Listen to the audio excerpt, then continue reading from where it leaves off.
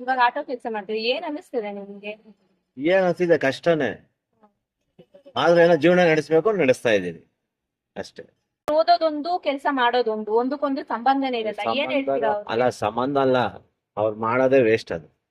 ಯಾಕೆ ಗೊತ್ತಾ, ಏನ್ ಓದಿದ್ರು ಅದು ತಕ್ಕಾದಾಗ ಕೆಲಸ ಮಾಡ್ಬೇಕು. ಇಲ್ಲ ಓದಿಲ್ವಾ, ಯಾವ್ದಾರ ಕೆಲಸ ಮಾಡ್ಬೇಕು, ಬೇರೆ ಕೆಲಸ ಮಾಡ್ಬೇಕು. ಓದಿರೋದು ಬಿಟ್ಬಿಟ್ಟು ಈ ಕೆಲ್ಸಕ್ಕೆ ಬಂದ್ರೆ ಅದು ವೇಸ್ಟ್ ಮಾಡಿ. ಇವಾಗೇನೋ ಇಂಜಿನಿಯರಿಂಗ್ ಅನ್ಕೊಂಡು ಎಲ್ಲಾರು ಇಂಜಿನಿಯರಿಂಗೇ ಮಾಡ್ತಾರೆ. ಅದು ಹೇಳ್ತಾರಲ್ಲ, ದೊಡ್ಡವ್ರು ಹೇಳಿದಾರೆ ಆ ಕಾಲದಲ್ಲಿ, ಓದಿರೋನಿಗೆ ಒಂದ್ ಕಾಲ ಆದ್ರೆ ಓದಿದ್ದವನಿಗೆ ಇನ್ನೊಂದ್ ಕಾಲ, ಅಲ್ವಾ? ಈಗ ಓದಿರೋರಿಗೆ ಎಲ್ಲ ಹೋದ್ರು ದುಡ್ಕೊಂಡ್ ತಿಂದ್ಬಿಡ್ತಾರೆ. ಓದಿದ್ದವ್ರು ಏನ್ ಮಾಡ್ತಾರೆ, ಈ ದಾರಿಗೆ ಬರ್ಬೇಕು. ಸಿಗ್ತಾ ಇಲ್ಲ ಅಂದ್ರೆ ಜಾಸ್ತಿ ಓದ್ತಾ ಇದಾರಲ್ಲ, ಅದಕ್ಕೆ ಕೆಲಸ ಸಿಗ್ತಾ ಇಲ್ಲ.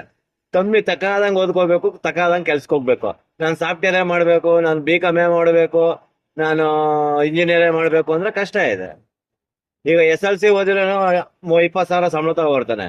ಆ ಈ ಸಾಫ್ಟ್ವೇರ್ ಓದಿರೋನ್ಗೆ 15,000 ಸಂಬಳ.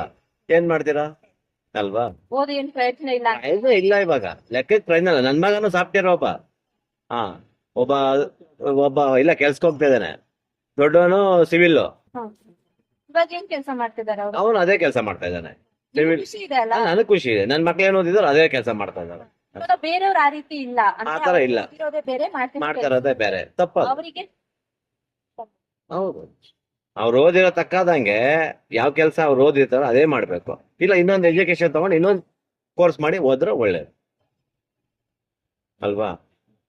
ಯಾಕೆ ಅಂದ್ರೆ ಇವತ್ ನಾನು ಓದಿಲ್ಲ ಅಂದ್ರೆ ನನ್ ಬರೀ ಅವಾಗಿನ ಕಾಲದಲ್ಲಿ ನಮ್ಮ ತಂದೆ ತಾಯಿಗಳು ಓದ್ಸಾಕ ದುಡ್ಡಿಲ್ಲ.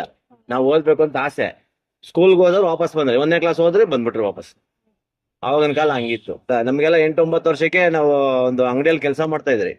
ಆವಾಗಿನ ಕಾಲದಲ್ಲಿ ಈ ರೇಷನ್ ಅಂಗಡಿಯಲ್ಲಿ ನಾವು ಕೆಲಸ ಮಾಡ್ತಾ ಇದ್ವಿ. ನಾವು ಕೆಲಸ ಮಾಡ್ರ ಅವಾಗ ಎಷ್ಟು, 300 ರೂಪಾಯಿ ತಿಂಗಳಿಗೆ ಸಂಬಳ.